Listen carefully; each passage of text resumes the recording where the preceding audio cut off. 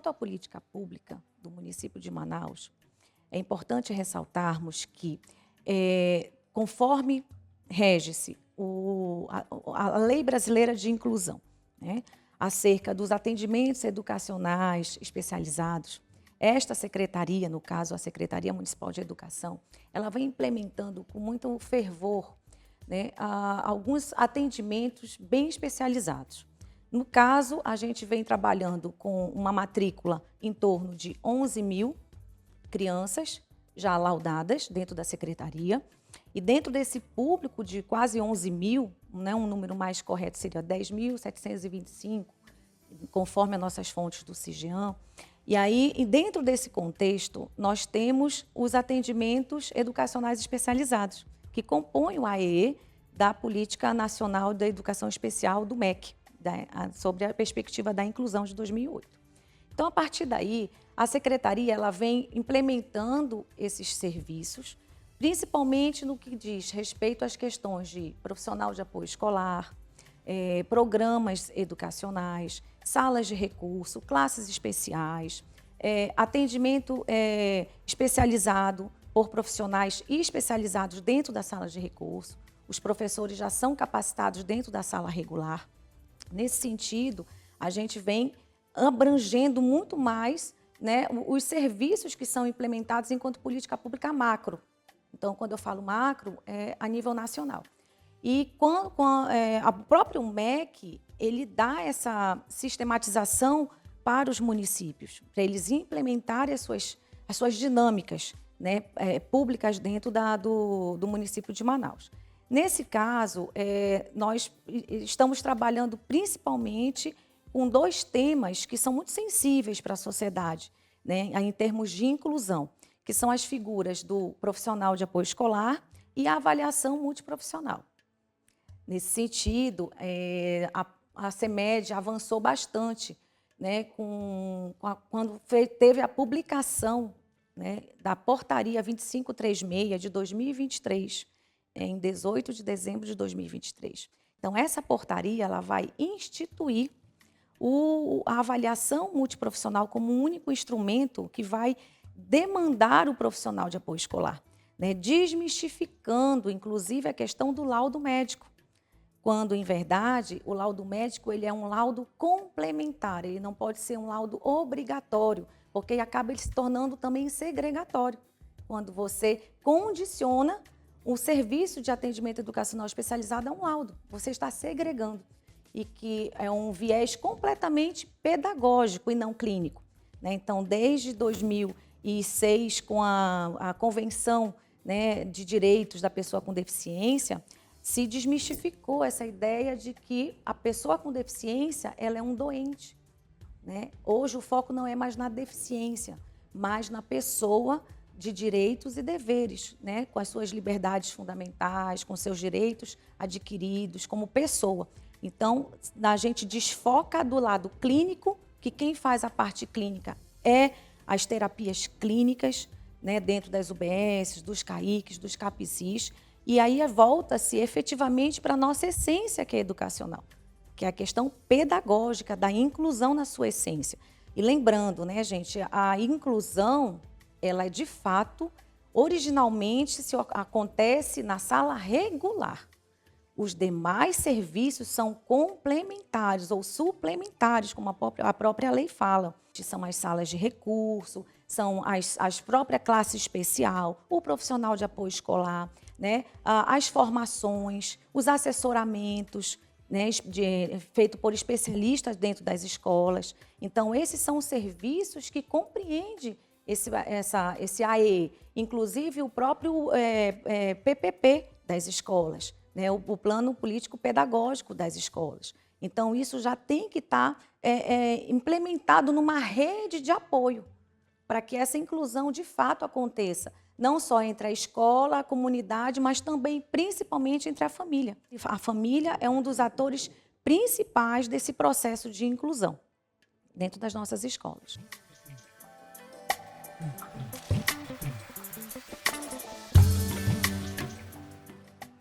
O profissional de apoio escolar, como bem diz o AE, né, do PNE de 2008, ele é aquele profissional que ele vai tratar, ele vai auxiliar o aluno nas questões de acessibilidade, na higiene, na locomoção, na alimentação, né, na comunicação desse aluno, excluídas as técnicas pedagógicas. Então, quando a própria legislação, a LBI, a Lei Brasileira de Inclusão, em seu artigo 3º, inciso 13, cita, ela conceitua o que é o profissional de apoio escolar, né, com as suas atribuições típicas. Não se confunde com um profissional formado, graduado, dentro das suas licenciaturas, com o professor. Então, todas as atividades que são voltadas para o ensinar, para o aprender, é de cunho especificamente do professor. O profissional de apoio escolar ele vem apenas suplementar esse apoio, né? Então, nesse sentido, a Secretaria avançou muito desde o período da pandemia, em 2022, com uma assinatura de um termo de ajustamento de gestão, né, que é o TAG, junto ao Tribunal de Contas do Estado. Foi firmado naquele momento um termo em que a gente regularizou a contratação de estagiários das áreas afins, das áreas de cursos, né, de pedagogia, licenciaturas, etc. Nesse sentido, desde 2022, houve um crescente de mais de 1000% dessas entradas no mercado, né, das nossas escolas, diríamos assim. Por quê? Nós saímos de 150, basicamente 150, 172 apoios à época, em 2022, logo num crescente de pandemia, né? Ainda a sociedade, o mundo se reconstruindo, e atuais hoje, 2024, nós já estamos em quase 1.100, 1.300 apoios escolares na rede. É claro que esse número ele é flutuante, ele é dinâmico, porque a gente está falando de pessoas que vão tratar de outras pessoas, que vão auxiliar outras pessoas. E aí muitas pessoas se descobrem, né, com um perfil para tratar da educação especial, porque não é qualquer um que vai estar dentro da educação especial, né? Tem que ter o perfil específico para isso. Então, nesse sentido, a Secretaria avançou muito, né? Hoje nós temos uma portaria que ela vai instituir a avaliação e principalmente as atribuições desse profissional. Quem é este profissional de apoio escolar? Qual é a sua atribuição? Qual é o seu perfil profissional, né? Qual é a sua qualificação? Então, nesse sentido, o próprio MEC, ele deixa uma liberalidade para que os sistemas de ensino municipais e estaduais, eles regularizem quem é o profissional de apoio escolar, né? Dentro da sua seara, claro que cada um com a sua questão administrativa, financeira, né? Dos seus regimentos internos.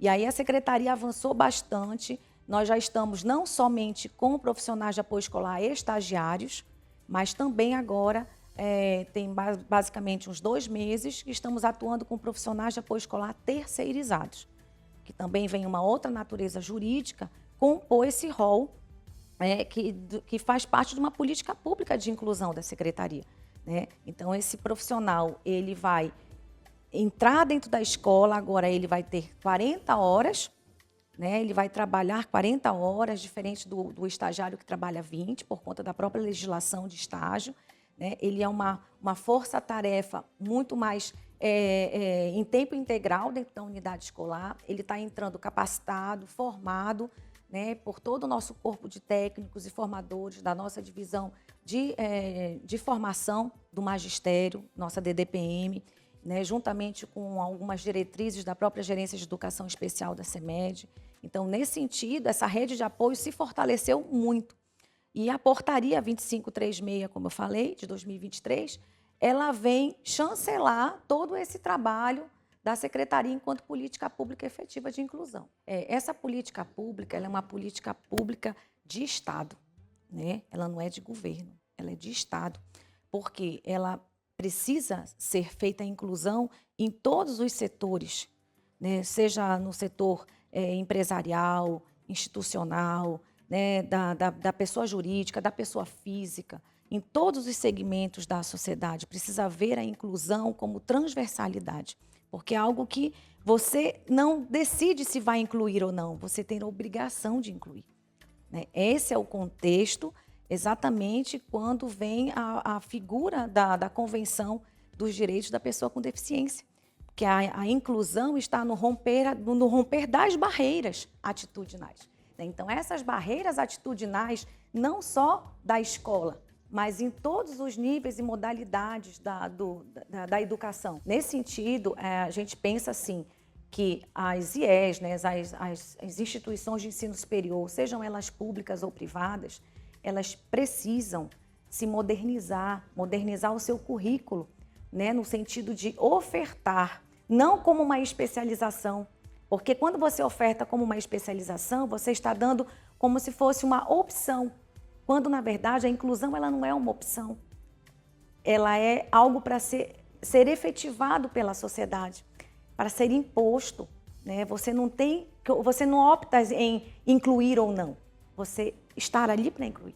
Então, se a gente começar desde a faculdade, os nossos cursos de graduação, afins, todos os cursos, né? Não só os cursos de pedagogia, mas todos os cursos como áreas de saúde, principalmente que trabalham com a área de avaliação multiprofissional, como físio, fono, assistência social, nutricionistas, dentistas, médicos, são áreas que fatalmente irão precisar de profissionais que já façam esse tipo de trabalho de inclusão. Mas isso se adquire no banco da faculdade, né? A gente rompe essas barreiras ali, naquele momento, uma grade curricular de inclusão, né? E a secretaria tem feito esse trabalho com os estagiários, e a gente sempre diz, né, que esses estagiários serão os nossos futuros professores. Provavelmente, os futuros concursos públicos, eles terão esse público de estagiário que está dentro da nossa sala regular, dentro da nossa classe especial, do EJA, fazendo esse trabalho de profissional de apoio escolar. Para ele, essa transição de trabalhar com a educação especial já é natural, porque ele já está vendo isso como estagiário.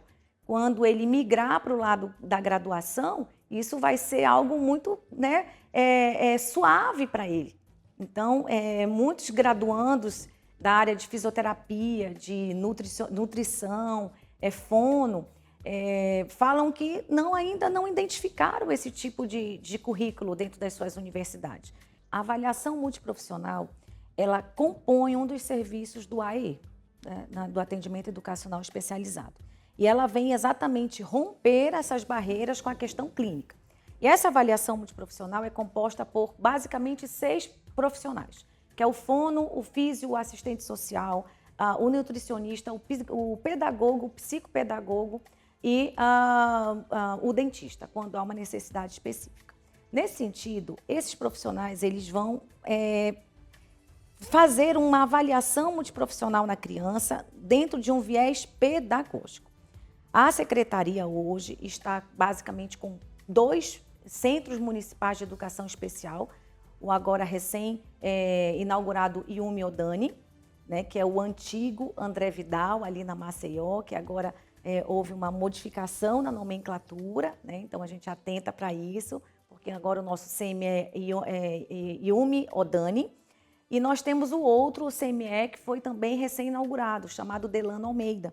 Então, a ideia da secretaria é exatamente pulverizar esses polos de atendimento em todas as suas DDZs, em todas as suas divisões distritais, para que o público ele tenha muito mais oferta, porque a demanda é crescente, a demanda é muito alta, né? Então, a gente tendo essas ofertas mais próximo das famílias, evitando que as crianças tenham muitas locomoções, porque quando elas chegam para fazer essa avaliação multiprofissional, elas vêm, nesse sentido, elas se deslocam para fazer essa avaliação.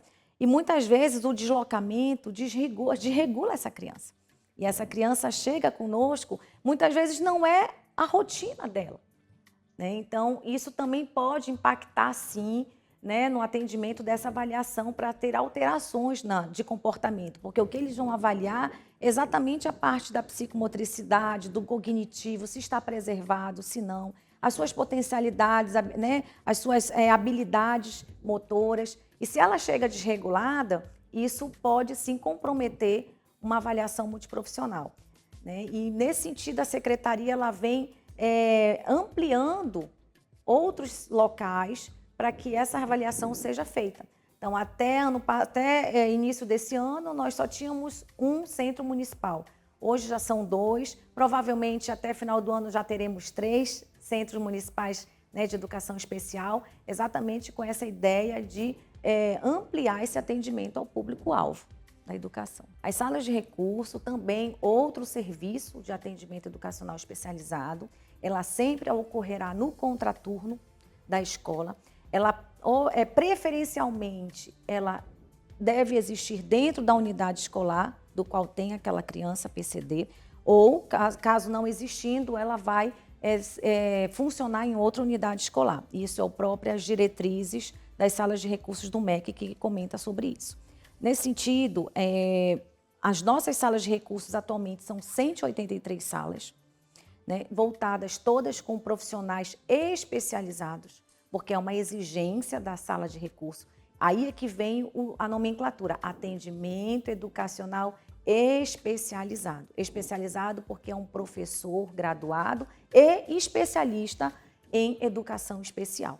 Então, ele vai dar suporte também para o professor que está na sala de regular, né? Então, nossas salas regulares hoje também recebem os nossos assessores, os professores têm autonomia para trabalhar com esse aluno, ele trabalha em espécie de uma rotina de consulta, né? A depender da avaliação multiprofissional, esse profissional da sala de recurso, ele vai atender 1, 2, 3, às vezes até de forma integral, aquela criança de segunda a quinta, por X horas, né? Que seja 50 minutos, 1 hora, atendendo, fazendo um trabalho individualizado ou em grupo. Então, quem realmente vai dizer qual é a funcionalidade daquela sala de recurso para aquele aluno específico é o profissional especializado, né? Agora mesmo você vai perceber como uma política pública que nós estamos implementando a estimulação essencial.